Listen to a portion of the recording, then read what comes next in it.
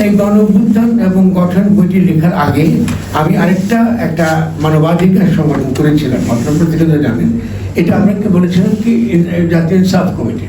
এই জন্য আমি খুব নিন্দিত হয়েছি এবং আমাকে যারা নিন্দা করেছেন তারা ছিলেন বিএনপির যারা। আমি তাদেরকে ভালোবাসি, আমাদের সমস্যা নেই, কারণ বিএনপি আমাদের দেশের বৃহত্তম জাতীয় দল। তো বিএনপি তখন আমার বিরুদ্ধে প্রচার করে যে আমি ডিজিএফআইয়ের কাছ থেকে প্রচুর টাকা পয়সা পাইছি এবং বিএনপিকে দুর্ভাগ করার জন্য আমি এই পার্টি বানিয়েছি। এটা কিন্তু কোনো পার্টিও ছিল না। আমি দেখলাম যে মির্জা ফখরুল ইসলাম আলমগীরও বলছেন যে ফরামুজার পার্টির কি খবর, আর আমি তো পার্টি বানাইছি, আমি এটা মানবাধিকার সংগঠন বানিয়েছি। এবং সেখানেও আমি পরিষ্কারই বলেছি যে আপনি পড়েন, সেই দলিলটা পড়েন, সেই প্রক্রিয়ার সঙ্গে দিলওয়ার যুক্ত ছিলেন খুব ঘনিষ্ঠভাবে। সেই প্রক্রিয়াতে আমি পরিষ্কার করে বলেছি যে আগামী দিনে গণ অভ্যুত্থান আসছে এবং গণ অভ্যুত্থানটা ঘটার পরে 1, 2, 3 কি কাজ করতে হবে সেটা লেখা। এখন দেখেন আমরা যারা আপনাদেরকে আমাদেরকে বুদ্ধিজীবী পড়েন বললে আমার শরম লাগে, আমি অত জ্ঞানী ব্যক্তি নয়, কিন্তু আমার কিছু কাণ্ড জ্ঞান আছে। জ্ঞানী না আমি, কিন্তু কাণ্ড জ্ঞান আছে আমার যথেষ্ট। ফলে কিছু জিনিস বোঝা আপনাদের জন্য সহজ, বুঝলে কিন্তু আপনাকে দ্রুত বেগে রাজনৈতিক ক্ষেত্রে গুরুত্বপূর্ণ জায়গায় আপনারা যাবেন, ঠিক আছে না? এই যে ছাত্রদেরকে আপনি দেখছেন আজকে গণঅভ্যুত্থান করেছে, এরা আমার পাঠচক্রে আমার সঙ্গে পত্রিকারে অসম্ভব স্নেহ করে দেবেন, কিন্তু ওরা তো ভুল করেছে। এই গণঅভ্যুত্থান হওয়ার পরে ওদেরকে বারবার বলা সত্ত্বেও আমরা দেখলাম যে তারা পারল না, যে যারা ওদেরকে বুঝিয়েছে যে সংবিধানের অধীনে একটা সরকার বানাতে হবে, মানে শেখ হাসিনার ফেলে যাওয়া সংবিধানের অধীনে একটা সরকার বানাতে হবে, অন্তর্বর্তী সরকার বা তথাকথিত উপদেষ্টা সরকার। আমি বলেছি এটা একটা আত্মঘাতী, এতগুলো লোক মারা গেল, এতগুলো ছেলে পঙ্গু হয়ে পড়লো, এটার জন্য, এরকম সরকারের জন্য। আজকে তো একটা নতুন একটা সরকার, সত্যিকারের পূর্ণাঙ্গ ক্ষমতা সম্পন্ন অন্তর্বর্তীকালীন সরকার আমাদের গঠন করার কথা ছিল, যেখানে ডক্টর ইউনূস প্রধান। আপনি একটাকে বলছেন ডক্টর ইউনূসের 5 বছর থাকা উচিত, আপনারা বলতেছেন না, তো উনি কি করে থাকবেন 5 বছর? আপনি তো ভুল করে ফেলছেন প্রথমে। এবং দ্বিতীয়ত তর্কটা কি করতেছেন যে ডক্টর ইউনূস নির্বাচিত না। আরে ভাই, নির্বাচিত না মানে কি? উনি রক্ত দ্বারা নির্বাচিত, আমি রক্ত দিয়ে তাকে নির্বাচিত করেছি। জনগণ তো নির্বাচন করে রক্ত দ্বারা করে, ভোট দিয়ে তো নির্বাচিত করে না, ভোট দিয়ে নির্বাচিত করে না। আমি যে লেখালেখি করছি, আমার কোনো রাজনৈতিক দল আছে?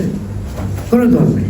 আমি তো লিখিত কাজ করছি, আমাদের রাজনৈতিক ইচ্ছা অভিপ্রায় জনগণকে আমি রিপ্রেজেন্ট করি, ফলে জনগণের কাছে আমি পৌঁছাই। সেটা আপনাদের কাছে পৌঁছার চেষ্টা করছি, সেটা আমলাদের কাছে পৌঁছাচ্ছি, সরকারের কাছে পৌঁছাচ্ছি, শ্রমিকদের কাছে পৌঁছাচ্ছি, আমি সকলের কাছেই যাব। এই যে সকলকে নিয়ে তোমরা জনগণ, তাহলে সঠিক চিন্তা যখনই আমরা করতে পারবো তখনই রাজনীতিতে একটা গুণগত পরিবর্তন হবে। তো সেই জন্য আমি বারবার আপনাদের কাছে বিনয়ের সঙ্গে বলছি যে আপনার ঠিক মতো চিন্তা করেন, চিন্তা একটু করেন। আগের যে বুদ্ধিজীবীদের আপনি দেখেছেন আপনারা, আমি ওই বুদ্ধিজীবী না, আমি ওই বুদ্ধিজীবীটা দিই না, আমি অত্যন্ত ব্যবহারিক, ইতিহাস দেখতে পাই এবং কি কাজ করা দরকার এটা বুঝি। ফলে আমাকে বুদ্ধিজীবী বলে আমাকে লজ্জা পায়, সরব পায়। আমার তো মূর্খ লোক নেই, আমি সারাক্ষণে শিখি। কার কাছ থেকে শিখি?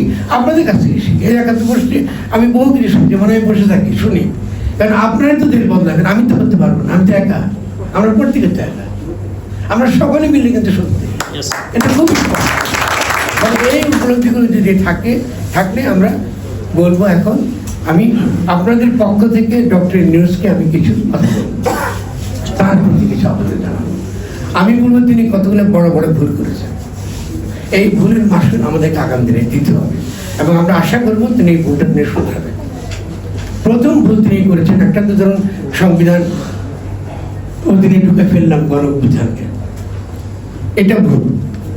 কেমন এখন আপনি এই কিছু করতে গেলে আইনের কথা বলতেছেন, কিছু বললে ওটার কথা বলতেছেন। তো আমি আস্তে আস্তে সেই আইনের কথা বলে কি সমস্যা তৈরি হয়, কিছু তো আপনারা আলোচনা করতেন, ভাই আপনি পালিয়ে দিয়ে কিছু তো আপনারা বলতেছেন। আচ্ছা কি ভুল হয়েছে খেয়াল করেন। সবচেয়ে বড় ভুল হয়েছে, আমি বিনয়ের সঙ্গে, অত্যন্ত বিনয়ের সঙ্গে ডক্টর ইউনূসকে বলবো, আপনারা তরুণদের যারা এই বড় ধরনের একটা ঝুঁকি নিয়ে একটা ফ্যাসিস্ট সরকারকে উৎখাত করেছে, আপনি তাকে জুলাই ঘোষণা দিতে দেন নাই। এটা অন্যায় কাজ হয়েছে, এটা অন্যায় কাজ। এবং এটা না করে আপনি তরুণদের আজকে তরুণদের সম্পর্কে যেসব কথাবার্তা আপনারা আজকে বলছেন, আমি ব্যথা পাচ্ছি, কারণ এদেরকে বিপদ থেকে এরা যে বড় ধরনের ঝুঁকিতে পড়ে গেছে, এই ঝুঁকির দায় কে নেবে? এই ঝুঁকির দায় কে নেবে আমাকে বুঝে বলেন। কারণ বিএনপি বলুন, আওয়ামী লীগ বলুন, সবই একই জিনিস। এরা তো এই তরুণদেরকে বাঁচতে দেবে না।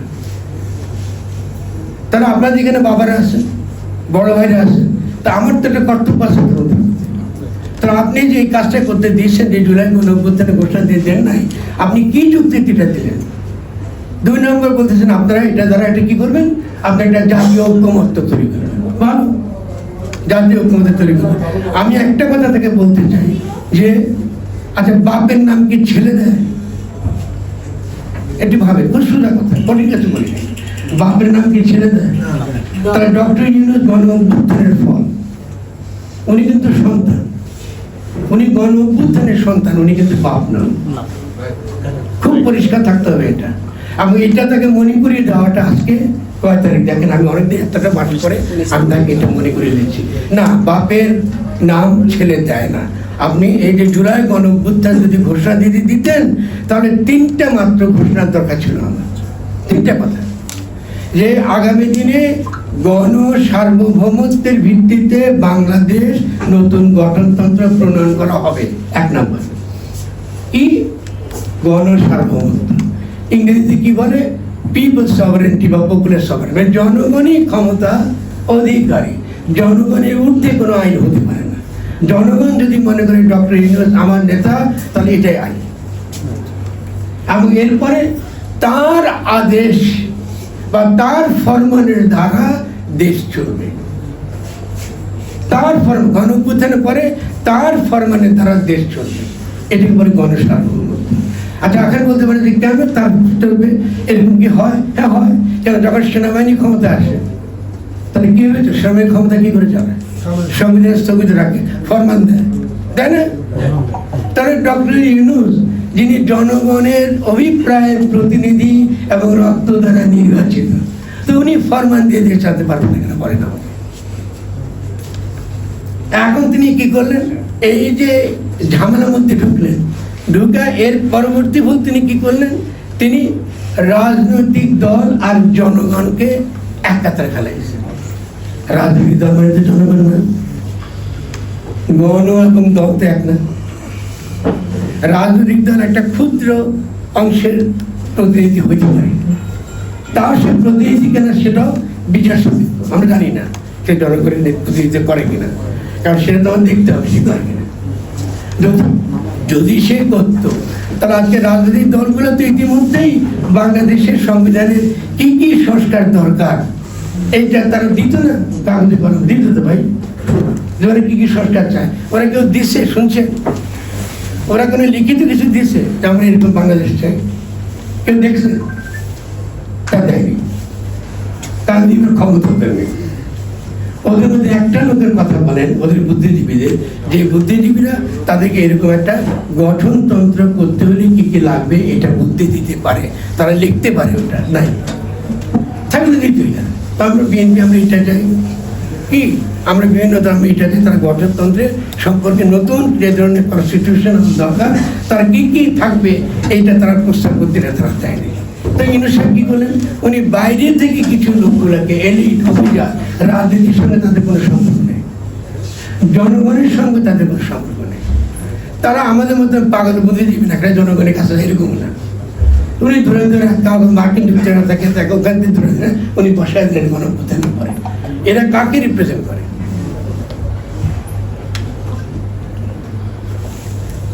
দেখেন, এদের বিরুদ্ধে আমার ব্যক্তিগত কোনো অভিযোগ নেই, কিন্তু বাংলাদেশে কোনো লোক ছিল না। তারা আপনি এখান থেকে বাইরে থেকে নিয়ে এসে উপরে কতটা লোক দিলেন, এরা এনজিওদের সঙ্গে ছিল, কাজ করছে, বিদেশিদের সঙ্গে কাজ করছে, দেখুন সব লাগে। বিদেশি অর্থে এনজিও চালাচ্ছে, বিদেশে যা করতে বলছে ওটা তারা করছে। এখন তারা বসে আমাদেরকে জনগণের সংস্কার করবে, এটা বলুন, এটা তো হতে পারে না। তাহলে এই যে ভুলগুলো আমরা একটা পর একটা করছি, তাহলে আমরা একটা বড় ধরনের বিপদের দিকে আমরা যাচ্ছি। ওকে। এখন এরপরে যে ভুলটা তিনি করেছে সেটা হলো যে আমি দেখতেছি আরও যেটা এই কনস্টিটিউশন ইস্যু ছাড়া আমরা দেখতে পাচ্ছি তিনি খুব ভালো একটা কাজ করেছেন যে বিদেশি বিনিয়োগ আনার চেষ্টা করেছেন, খুব বেশি করে আমরা বিনিয়োগ চাই। কিন্তু গত দশকের পরে দশক আমাদের এখানে যে অর্থনৈতিক নীতি অনুসরণ করেছে এটাকে বলা হয় এক্সপোর্ট ওরিয়েন্টেড ইন্ডাস্ট্রিয়ালাইজেশন, মানে রপ্তানিমুখী উন্নয়ন। রপ্তানিমুখী উন্নয়ন ইপিজেড ভিত্তিক। ইপিজেড ভিত্তিক উন্নয়ন যখন আপনি করেন, ইপিজেড মানে হলো রাষ্ট্রের ওইসব ক্ষেত্র যেখানে শ্রমিকের কোনো অধিকার থাকে না। কথাটা ভালো করে বুঝে থাকেন।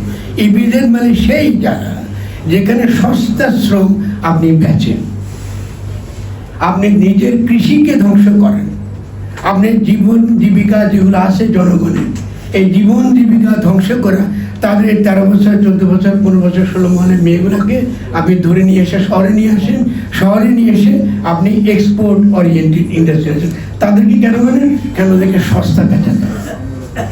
তো আপনি একটা শ্রমের একটা সস্তা বাজার বানাবার চেষ্টা করছেন। তাহলে কি করা উচিত ছিল? আমরা কি বিনিয়োগ চাই না? আমরা বিনিয়োগ চাই।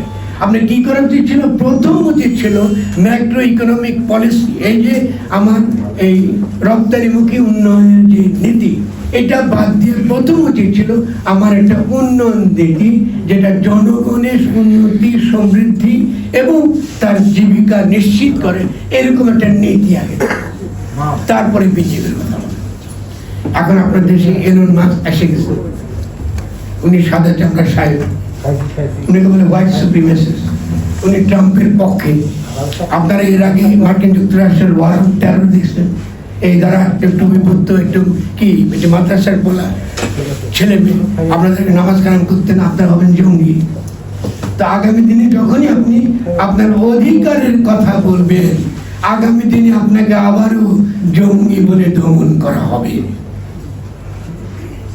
এই হলো আন্তর্জাতিক বিনিয়োগের নিয়ম। বিদেশিরা টাকা এখানে ঢালবে এই জন্য না যে গরিব মানুষের উন্নতির জন্য, গরিবের উন্নতি করবে এটার জন্য। এখন বিনিয়োগ কি আমাদের দরকার নেই? অবশ্যই বিনিয়োগ আমাদের দরকার। তাহলে আমরা কি বলতেছি?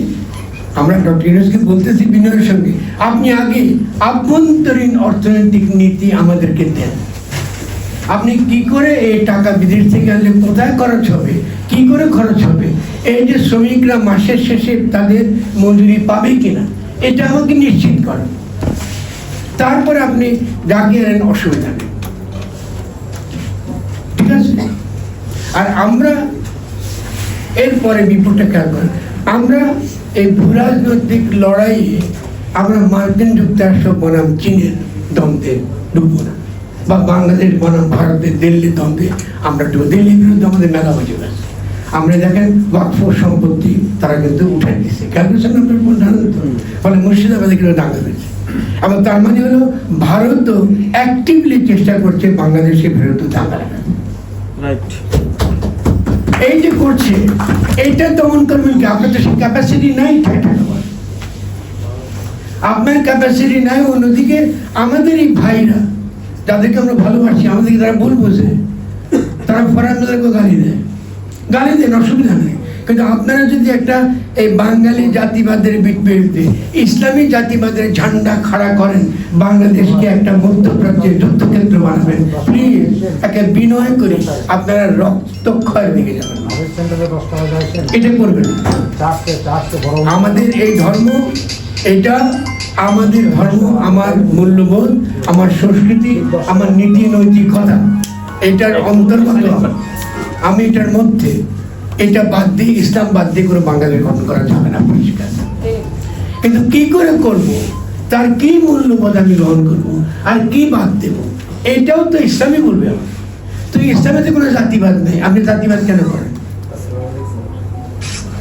ইসলামে তো জাতিবাদ নেই, আমি জাতিবাদ কেন করব? ইসলামে কি সাম্য নেই? ইসলাম কি মানবিক মর্যাদা নেই? ইসলামে কি ন্যায় বিচার নেই?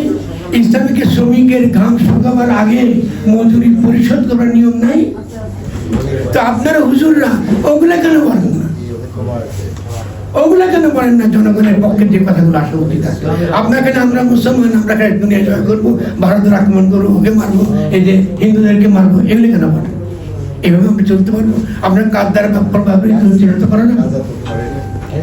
সকলের অধিকার আছে, সে যেই ধর্মের হোক, সকলের দেশের নাগরিক, মানে সে নাগরিকদের আমরা তার অধিকার যেন আমরা নিশ্চিত করতে পারি, সেটা আমাদেরকে অবশ্যই আমাদেরকে চেষ্টা করতে হবে।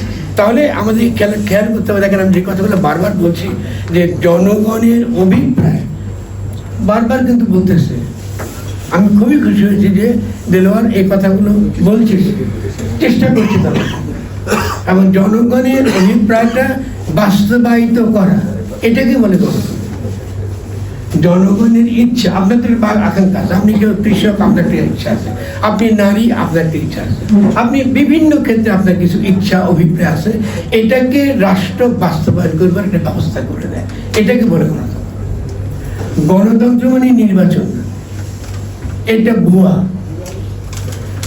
আমরা এই ভুলটা করি, কারণ আমরা অনেকে বুঝি না যে গণতন্ত্র বলতে কমপক্ষে তিনটে অর্থ বোঝানো, তিনটে অর্থ বোঝানো হয়।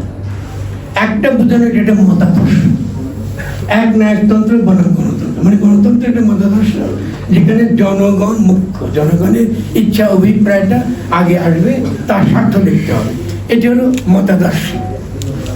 গণতন্ত্র একটা মতাদর্শী আকারে আমরা অনেকে বুঝি। আর একটা হলো, এটা খুব গুরুত্বপূর্ণ, যেটা আমরা অধিকাংশ 90 থেকে 99% মানুষ এটা বুঝি না। গণতন্ত্র রাষ্ট্রের একটা ধর্ম, একটা রূপ। রাষ্ট্র, সরকার না, রাষ্ট্রের একটা ধর্ম, একটা রূপ। তার মানে কিরকম? তার মানে হলো, যদি গণতান্ত্রিক রাষ্ট্র বলি আমি, এই গণতান্ত্রিক রাষ্ট্র মানে জনগণের অভিপ্রায়ের উপর যেই রাষ্ট্র গঠিত হয়, এটাকে বলে গণতন্ত্র। দেখছেন, কথা খুব সহজ। জনগণের ইচ্ছা অভিপ্রায় ভিত্তিতে যে রাষ্ট্র গঠিত হয়, এটাকে বলে গণতন্ত্র। সংবিধান না, দেখেন শব্দটা বারবার আমি বোঝাচ্ছি আপনাদেরকে, কনস্টিটিউশনকে সংবিধান বলবেন না, আপনারা সঙ্গে সঙ্গে বিপদে ঢুকে যান। সংবিধান দেয় যে আপনাকে শাসন করতে চায়, আমি শাসক, আপনাকে লুট করতে চাই, আপনাকে শাসন করতে চাই, পুলিশ দিয়ে মেজিস্ট্রেট দিয়ে আপনাকে দমন করতে চায়, তো আমি খালি সংবিধান বলি। কারণ আইন দ্বারা আপনাকে তো সাহায্য করবো, কথা আইন দেখাবো, নিবন্ধন নাই, দেখছেন আমরা আইন দেখাচ্ছি, দেখছেন না? এটা কিন্তু করতেছে না। আর যদি আপনি গঠনতন্ত্র বুঝেন, আপনি বুঝেন যে অবশ্যই নির্বাচন করা এবং নির্বাচিত হওয়া আমার নাগরিক অধিকার। এটা আইন, কোনো আইনের মধ্যে না। কয়েকদিন আগে আমি একটা কথা বলেছি যে আপনার মানেই কি নির্বাচন মানেই রাষ্ট্র গঠন। তো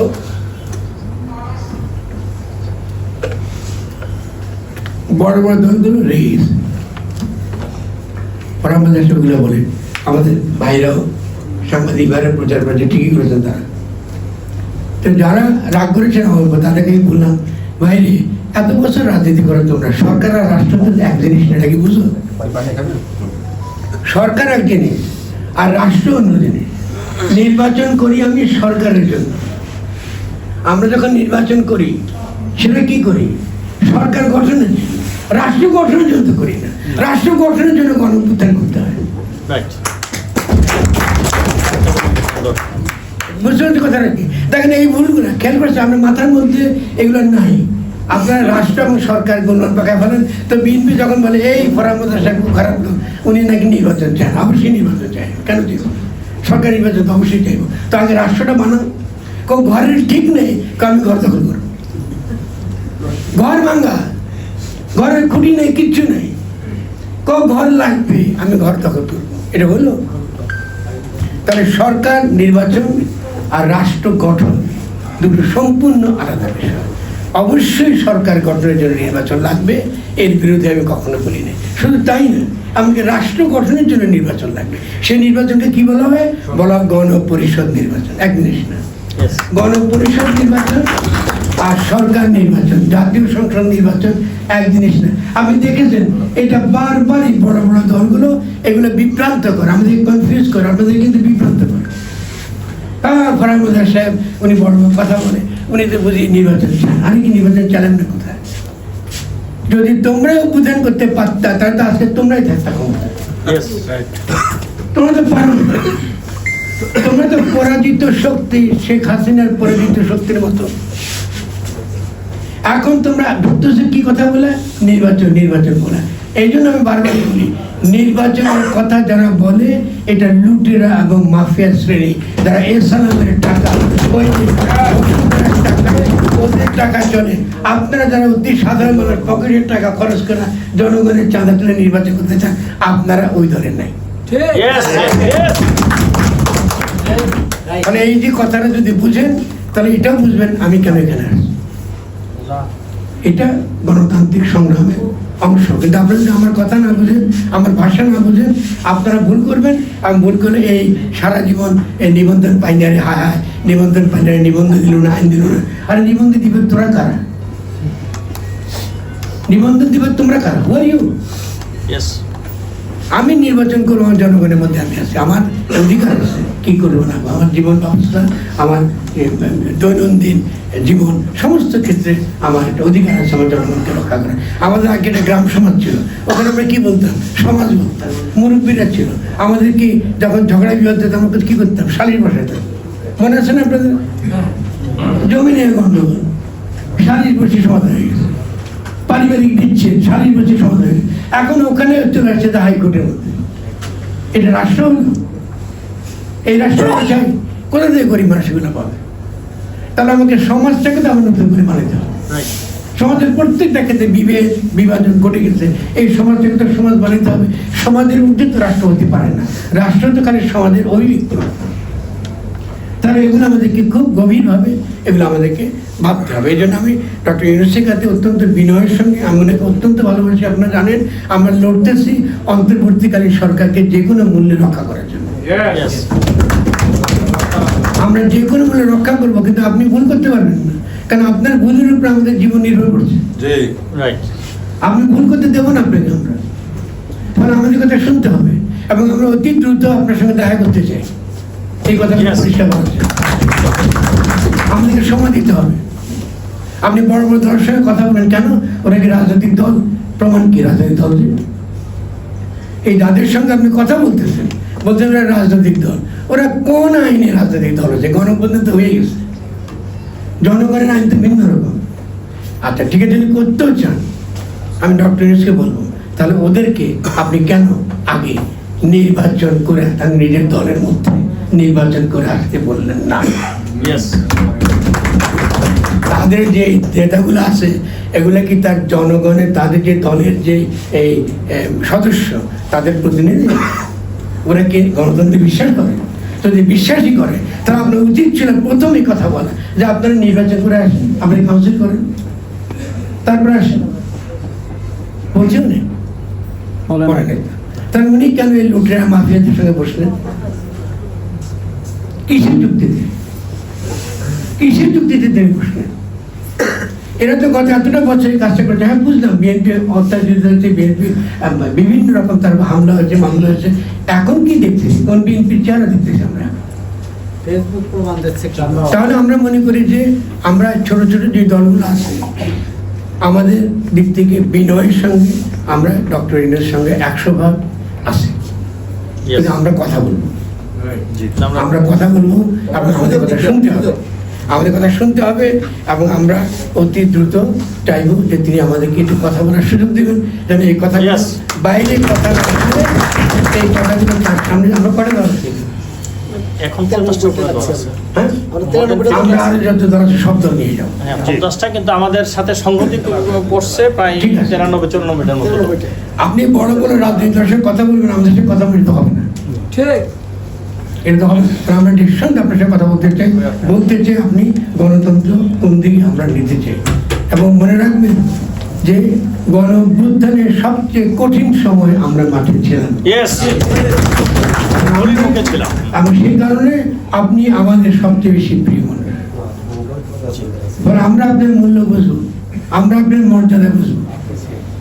এবং আপনি যে লড়াই শুরু করেছেন, আজকে বলছেন যে এই বঙ্গোপসাগরের আমরা হলাম একমাত্র পাহারাদার। আমরা খুশি হয়েছি, অনেক খুশি হয়েছি, আমরা গর্বিত হয়েছি। এবং শুধু তাই না, আপনি নর্থ ইস্ট সম্পর্কে যে কথা বলেছেন, এই ভারত দিল্লি এটা বিকৃত করেছে, তারা বিকৃত উপস্থাপন করে।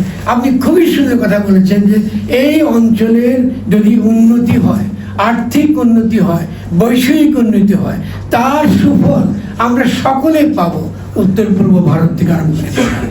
এবং এটা সঠিক নীতি, এটাই সঠিক নীতি।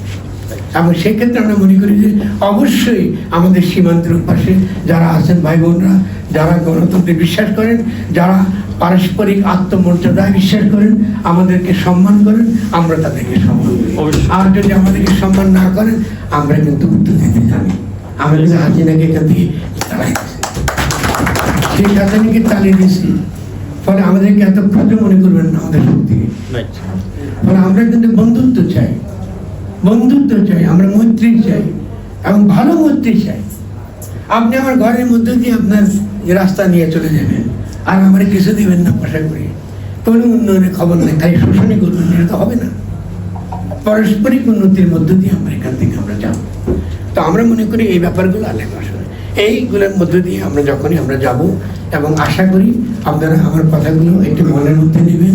আমি একদম হাত জোর করে বলছি, যদি আপনারা এটা করতে না পারেন, আমরা অনেক বড় বিপদের দিকে দ্রুত বেগে দিয়ে চলেছি। এবং যদি আপনারা আমার কথা বুঝেন, তাহলে এই বিপদটা আমরা ঠেকাতে পারবো। মানে আমি একদম করজোড়ে বলতেছি, আপনারা এইগুলো বলছেন। সরকার এবং রাষ্ট্র আলাদা জিনিস। সরকার নির্বাচনটা এখন ইম্পর্টেন্ট না, রাষ্ট্র গঠনটা এখন গুরুত্বপূর্ণ। ফলে সরকারের নির্বাচনের নিবন্ধন আমাদের লাগবে, সেই নিবন্ধনের আইন আমরাই করব। সেই নিবন্ধন কি হবে না হবে এটা আমরা আপনারা তো বলছি, একটা অনুষ্ঠানের প্রশ্ন নেই, এটা আমরাই করব। আমাদের একটা সংগঠনের নাম দিয়ে আমরা একটা ব্যানার এক জায়গায় হতে আমি খালি পদক্ষেপের দিক থেকে, আমার অভিজ্ঞতা থেকে একটা কথা বলে আপনি বিবেচনা করবেন। আপনারা অতি দ্রুত একটা কংগ্রেসের মতো করেন, ছোট দলের কংগ্রেস, ঢাকাতে না থেকে বাইরে আসেন, গিয়ে আরো এই আলোচনাগুলো আরো গভীরে যান, আরো গভীরের মধ্যে গিয়ে আপনারা রাজনৈতিক ভাবে একত্রে কাছাকাছি হওয়ার জায়গাগুলো গিয়ে কাছাকাছি হওয়ার চেষ্টা করেন।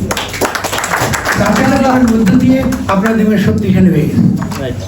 এবং শক্তিশালী ভাবে আমাদেরকে রাজনৈতিক লড়াইটা আমাদেরকে আগায় তুলতে হবে।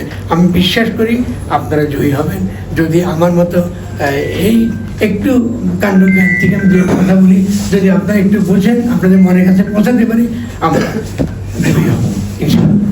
সবাইকে আমাদের